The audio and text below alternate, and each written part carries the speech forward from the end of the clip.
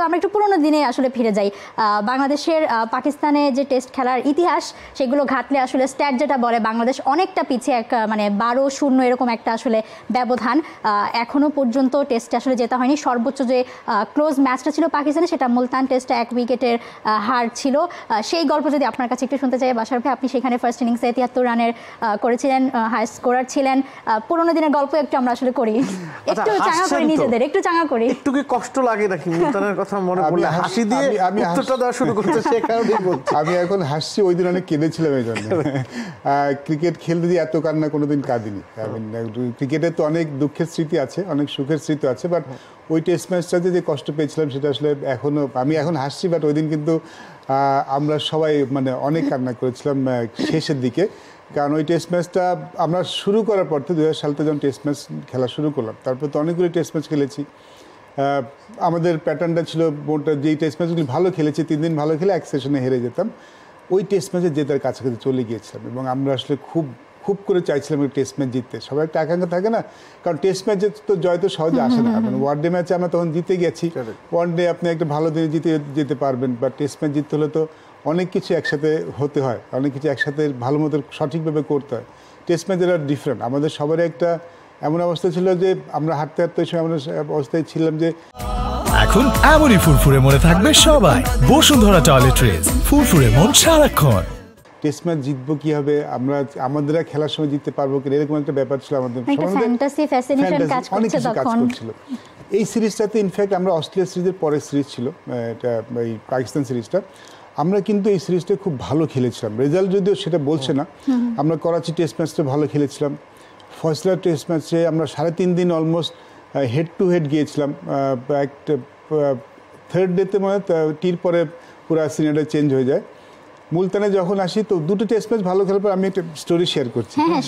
মুলতানের দুটো টেস্ট ম্যাচে কিন্তু আমরা খুব ভালো ব্যাটিং করেছি। করাচি টেস্টে ভালো করেছি, ফয়সলাবাদে ভালো করেছি।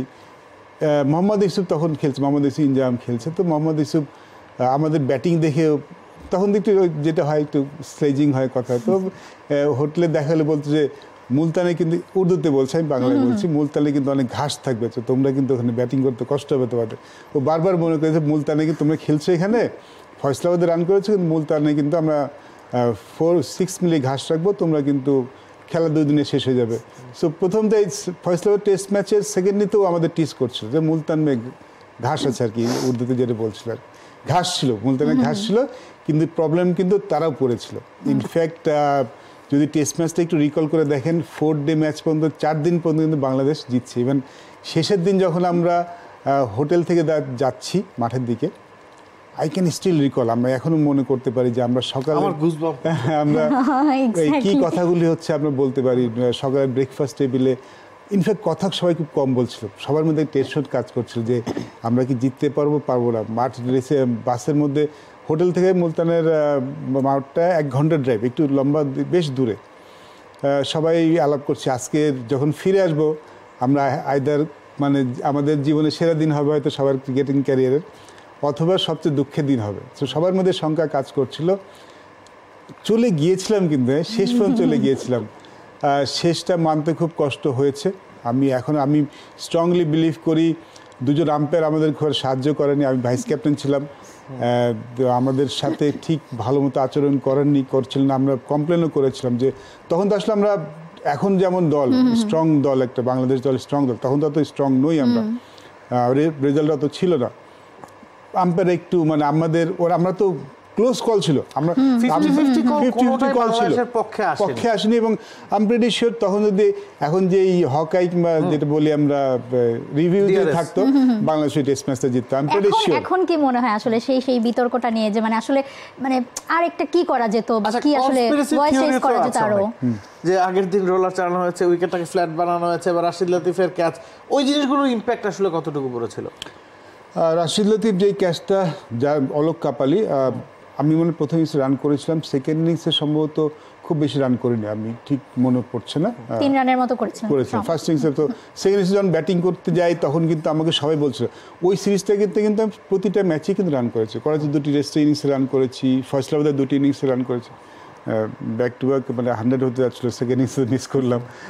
মুলতানে যখন ফার্স্ট ইনিংসে রান করলাম, সেকেন্ড ইনিংসে যখন যাচ্ছি তখন সবার কাছে আমার চাওয়া ছিল, এটা আমার ক্রিকেটিং ক্যারিয়ার একটা অনেক বড় দুঃখ, সবার একটা চাওয়া ছিল যে অ্যাটলিস্ট এই ইনিংসটা রান করিস, মানে পুরো সিরিজ ভালো গেছে, এই সিরিজটা একটু তুই ভালো করলে আমাদের জন্য আমরা ভালো অবস্থায় চলে যেতে পারবো। তো রান করতে পারিনি আনফর্চুনেটলি, খুব আপসেট ছিলাম।